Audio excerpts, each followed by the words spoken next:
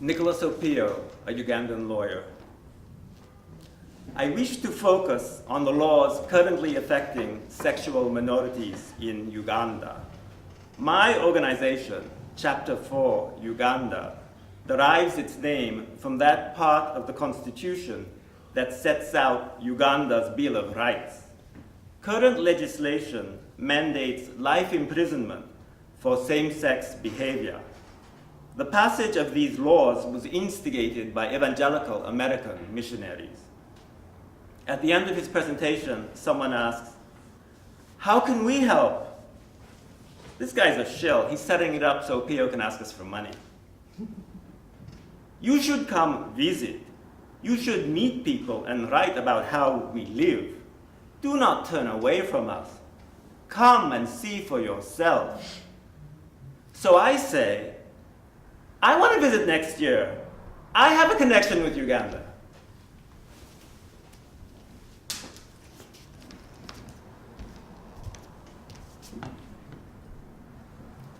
That summer, my father knows that I'm bored. I'm tired of going to the pool every day with the other foreign faculty children.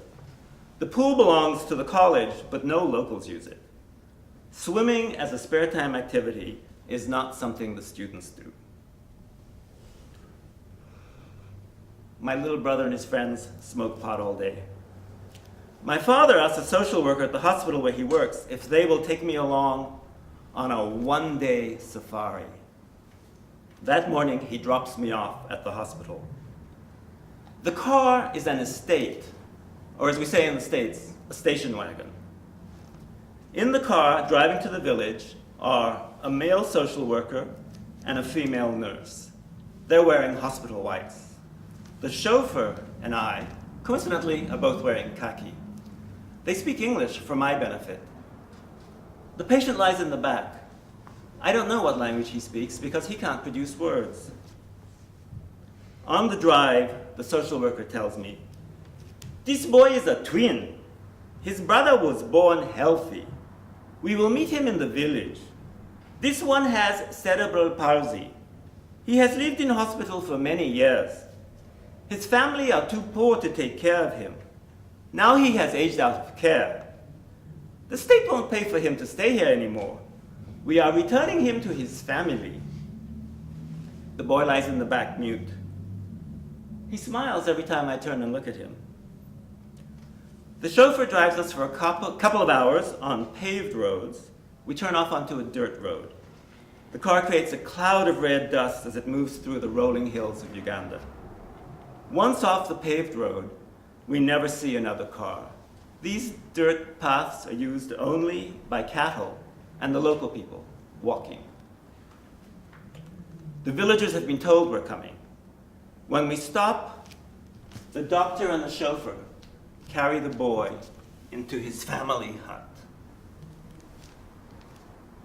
I'm 18 years old, tall and thin, with a straggly black beard. The year is 1970. The village is so poor that most people don't wear clothes. The men and the children wear no clothes. The women wear sort of apron. In order to honor us, the father of the family feels he must put on a piece of cloth. So he drapes a worn short-sleeved shirt on his shoulders. Years later at Burning Man, we would call this look shirt cocking. Shirt cocking refers to old white men who want to go naked at an alternative festival in the desert, but because they're white, they feel they have to protect their shoulders from sunburn. Their front parts hang droopy and hairy. You know, in some tropical countries, Europeans aren't called white. They're called red, because that's what they look like after a day in the sun of governing natives. The family has a fireplace to cook and one piece of furniture. We meet outdoors, so they offer us the bench. The social worker and the nurse sit on it, since the chauffeur and I know who has high status. But the villagers don't. The father runs to borrow stools from neighbors' houses for the chauffeur and me. The chauffeur feels this is appropriate. He knows how to drive a car and repair it. He's not a naked peasant. I feel ambivalent. I'm a teenage boy from England, but they can't tell that.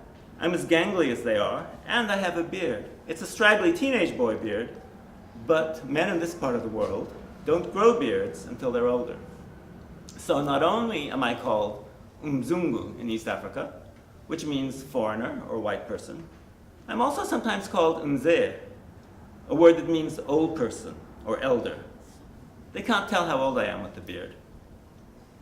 Mzee is never an insult in East Africa. In America, to be called old can be an insult. And the word elder, I think it's lost all meaning since the Mormons use it to refer to teenage boy evangelizers. The villagers squat on the red, dusty earth while the social worker explains what is happening to them. Are there any places so poor nowadays that people go naked? I asked a friend who travels a lot. The world is so full of cheap clothes from China. Americans export our used clothes in bales to Africa. The poorest people you ever see on the media, they're wearing shorts, a dirty t-shirt, flip-flops. But you can still see pictures of people running naked. People go naked when they're fleeing war, drought, starvation. And that happens a lot in this part of Africa. The family take their son. Their faces are expressionless. The staff leave some tins of liquid food for the boy. He lies in the hut. His twin brother runs away. The stay-at-home twin, the healthy one, is smaller than the one who was in hospital and has shorter limbs.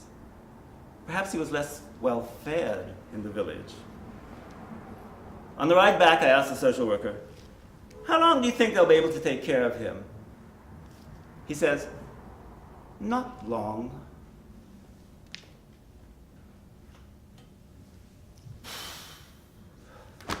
I'm so grateful my father was a rich white man from America. Later that summer, I decided I want to go on a big safari. So my father takes me to the bus station on the edge of Kampala. Safari is the Swahili word for trip. I'm going to Nairobi to visit a couple I met in England. They're in their 30s. The husband, Thea, is Dutch, Frisian to be precise. The wife, Umoni, is South African, Uza to be precise. She's in exile because of her human rights work. And such a couple was not allowed to live in South Africa in 1970. They have no children. Umoni and I sit separately on the bus to Arusha. The bus stops in the middle of nowhere. An old Maasai man gets on and sits next to me. He carries his water in a 5-gallon jerry can, a petrol tin. Had it held petrol before he started using it? His hair is treated with ochre, which is the orange mud. It helps form dreadlocks. Flies buzz around his head, now around mine. He has a horsetail whisk. From the bus window, I watch as giraffes gallop across the Serengeti, or just lope. I see the muscles rippling under their mottled skin. Now I understand why teenage girls love horses. We arrive exhausted from the journey. I decide to lie in the sun in my swimming trunks. Like my father, I've always enjoyed sunbathing. Lying on my back, I watch as the clouds move across the sky. It's very relaxing, and I'm half asleep. And then I notice that one cloud isn't moving. I focus on it. Yes, all the other white, fluffy clouds are moving at the same speed across the clear blue sky. And one cloud is standing still. It doesn't make sense. I sit up, put on my glasses, turn around, then I remember where I am. The motionless cloud is the snow-covered peak of Kilimanjaro. While I was upside down, the clouds were moving in front and behind it. And Kilimanjaro basically means white mountain. I lie back down, I start to fall asleep again. I feel prickling on my legs. Mosquitoes in the middle of the day, on a bright sunny day. I sit up with a start. A crowd of children scurries away, led by our host's son. They had snuck up on me, and they were pulling the hairs on my legs.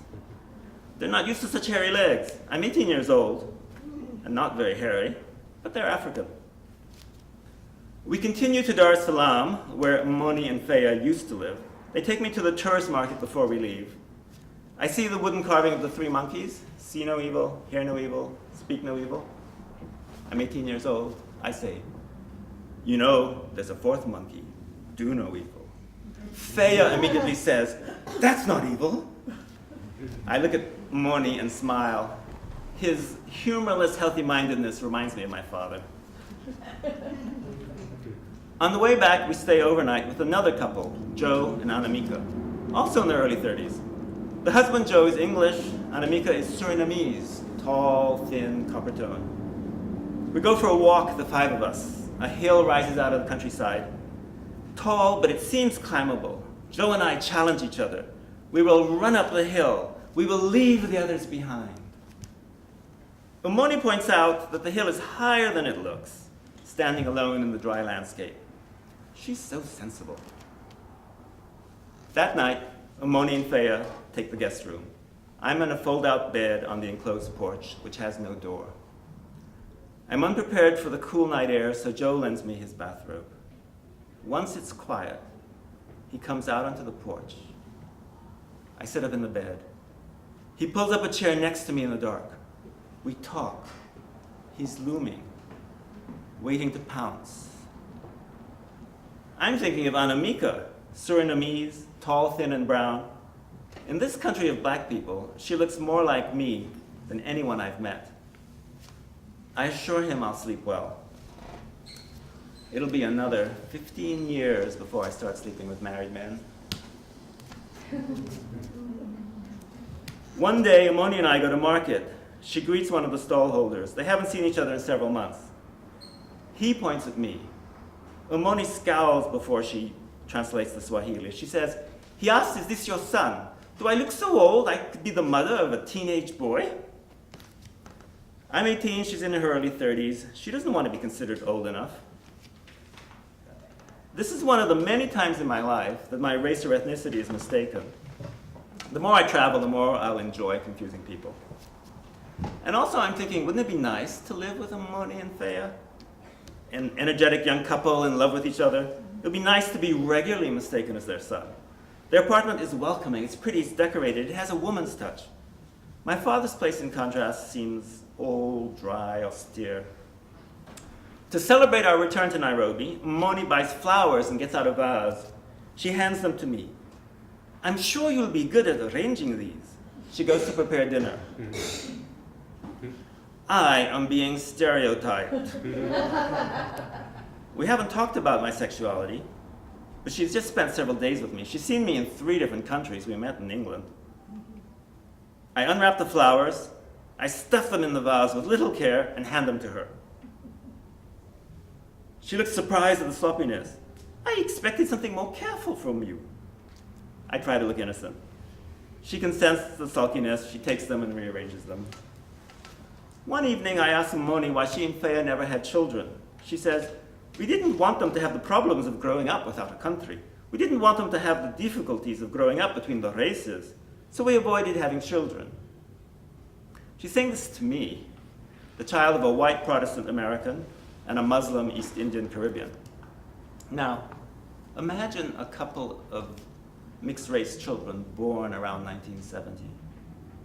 They would be young adults when South Africa became free in 1994. I was an international election observer in 1994. I worked in Cape Town, Durban, Johannesburg. When they reported the election results, the South African newspapers printed the line from Wordsworth's poem about the French Revolution. Bliss was it in that dawn to be alive, but to be young was very heaven. One day in the shower in Uganda, I noticed that there's hair growing on my body, and it's in sort of an odd swirl. So I showed the unusual pattern to my father. He says, when you were a baby, we lived in Venezuela in a hut in the jungle without electricity. I was an accountant for the oil companies. I didn't like living in the town with the other expatriates. They were oil men from Texas. They lived in so many different countries, and they still didn't speak any foreign languages. It takes a lot of effort to be that ignorant. The accounting firm was run by the English. They also separated themselves from the locals. The problems with the English in the tropics, it isn't the heat, it's the stupidity. So I moved out of town. We lived in a wooden hut with no electricity. You were afraid of the dark. One night, Mommy and I left you in bed with a lamp burning beside you. Mommy and I came running when we heard you crying. The kerosene lantern had fallen on you and extinguished itself. You were burnt in one spot. You've always had a mark there. After Venezuela, we lived in Peru, returned to Trinidad, then Texas, Panama, Florida. In 1969, my father's work takes him to Uganda for 2 years. I go to school in England. I visit Uganda during Christmas vacations and the summer in between. Shortly after my last visit to Uganda, in Christmas 1970, the demoted chief of the army, Idi Amin, stages a military coup. The British and the Americans support him because the previous president, Obote, was going to nationalize various large corporations. As the army is disproportionately made up of members of tribes associated with Obote, Idi Amin has them killed. The country's falling apart. Local strongmen and army commanders have personal allegiance, clan connections to Amin. There's no sense of national identity. The collapse of order isn't obvious to foreigners living in the capital.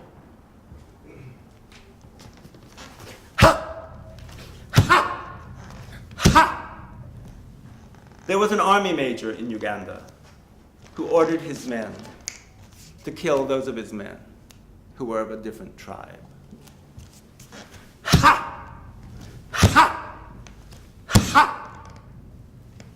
Some Americans found out.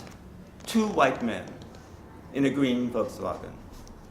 This army officer hacked them to death, buried their bodies, dug them up, burnt them, and threw them in the river. Ha!